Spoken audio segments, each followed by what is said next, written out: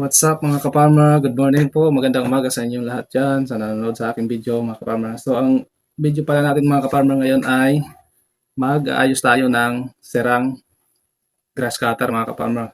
Itong grass cutter na to mga ka-farmer. So ayusin natin to mga ka-farmer. Tsaka lilinisan natin ang ito mga ka-farmer. Itong carburetor mga ka-farmer ng grass cutter. GX35 Honda. 4-stroke to mga ka-farmer. Ang gagamitin natin ng mga tools ngayon ay ito, kailangan natin ito. Ang tawag nito, wrench. So, sa English, wrench. Tsaka ito mga ka-farmer, kailangan natin din ng ganito. Importante ito. Hexagon rings mga ka-farmer. Ganito. So, ang tendency pala mga ka-farmer, pag halimbawa, di na umaandar yung grass cutter nyo, kung parang may tumatagas na gasolina o parang sa tingin nyo langis. Ito ang problema mga ka-farmer. Ito. So, ang tawag nito, foil hose sa grass cutter mga ka-farmer. Ito.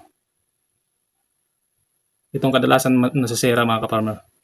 Itong kadalasan nasisira sa grass cutter natin. Tsaka ito.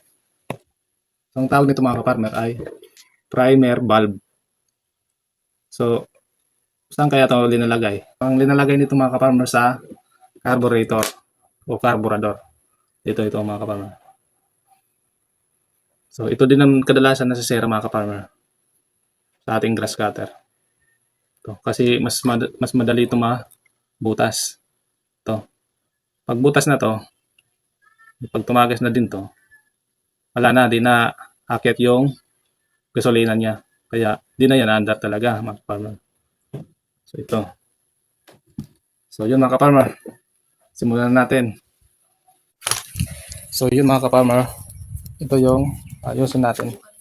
Itong grass cutter. Ito mga ka-farmer. Ito. So, yan ang ayusin natin mga ka-farmer. Di na umandar. Tsaka butas na yata yung valve niya. Dito mga ka-farmer ito. Itong valve mga ka-farmer. So, ngayon, pagbutas na yung valve, ay papalitan natin ng valve para umakyat yung gasolina. Tsaka yung carburetor, linisan na din natin mga ka-farmer. Tsaka linisan na natin lahat to mga ka-farmer ito. So gagamitin natin panlinis mga ka-farmer ay ito, gasolina mga ka-farmer. Magandang panlinis ang gasolina mga ka-farmer kasi tanggal lahat talaga ang langis mga ka-farmer. Nakukuha yung langis. So ngayon mga ka-farmer, simulan natin maglinis at tsaka magpalit ng valve ng grass cutter.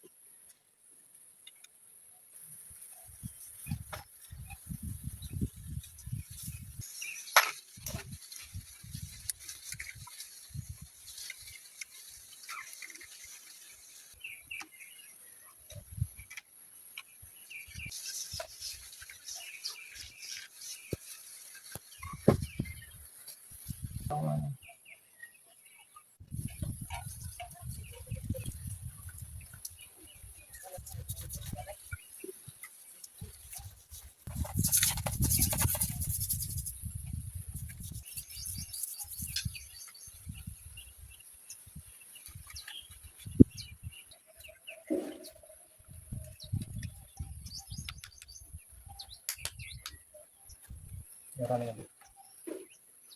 Data, sira na yan. Parang ko na. So ito mga ka-farmer, kailangan linisan natin to. Carburetor.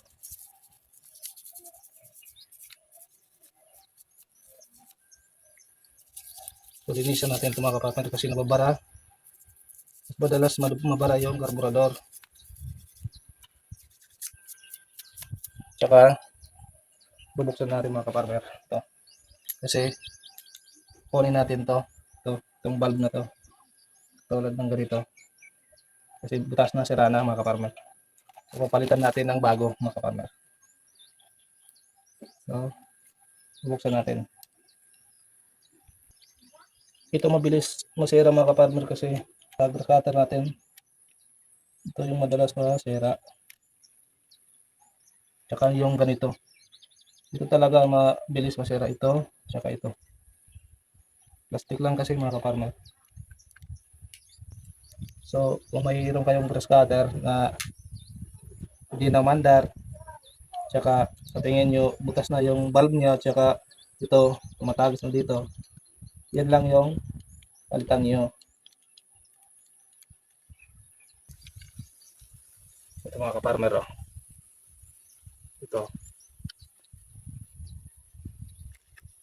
Ito yung sira na itong bulb na to, dito linalagay ito, butas na. So papalitan natin ng bago. So ito yung papalit natin bago. So bago natin palitan, so linisan muna natin mga ka-farmer para malinis. May kalawang na kasi mga ka-farmer. Dapat kinakalawang na.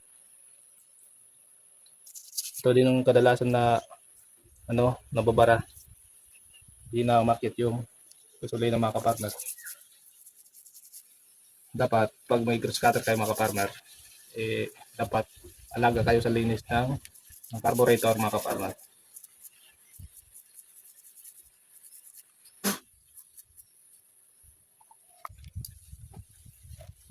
Saka lagyan na natin ng bulb. Yung paglagay mga ka-farmer. Tapos ganyan.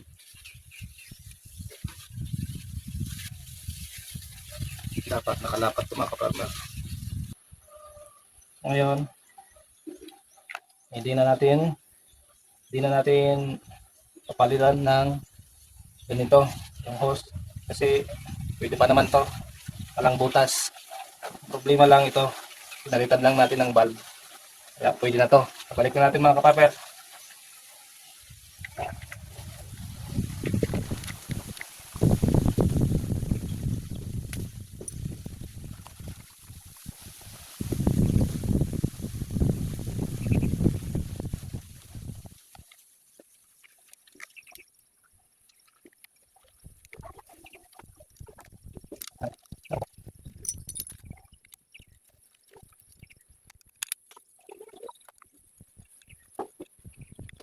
Lagyan natin ng tulo.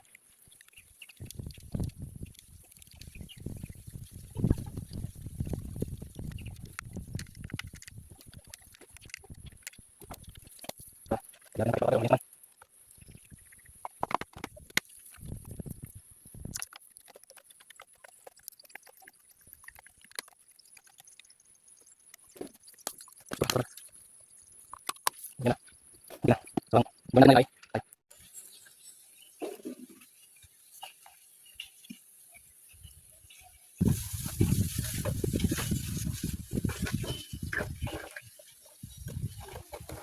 So, i-check muna natin yung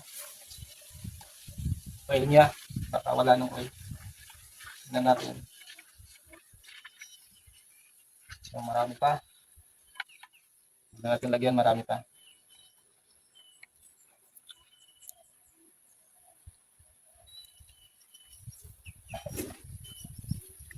So, pump muna natin bago pa rin. Kailangan umakyat yung gasolina niya. Ayun lang.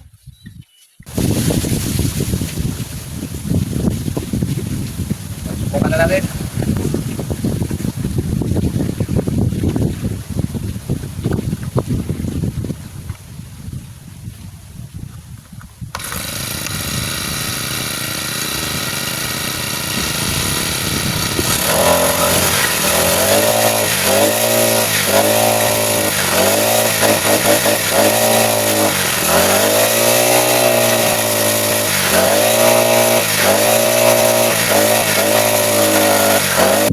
Ayun, okay na. So, ayun mga kasama. Mula natin. Bukas natin ang grass cutter sa damo.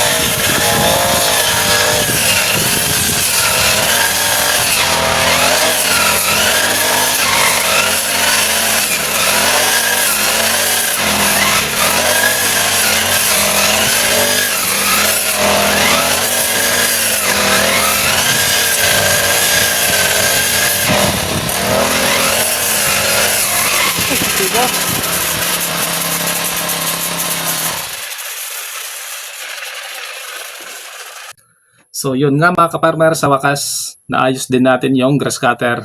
Tsaka pinalitan natin ng bulb sa karburador. Kasi yun ang sira mga kaparmer. Na butas siya. Kaya di na umakyat yung gasolina niya. So yun pinalitan natin ay yun gumana mga kaparmer. So sana magustuhan niyo yung video ko mga kaparmer. Sana mayroon kayong natutunan sa video ko mga kaparmer. So hanggang dito na lang muna yung video mga kaparmer. So wag niyo pala kakalimutan mga kaparmer mag-like, comment kung anong comment niyo. Tsaka mag-subscribe na mga kaparmer para laging updated kayo sa video ko. So hanggang dito na lang muna yung video mga kaparmer. So salamat sa panonood. So bye-bye.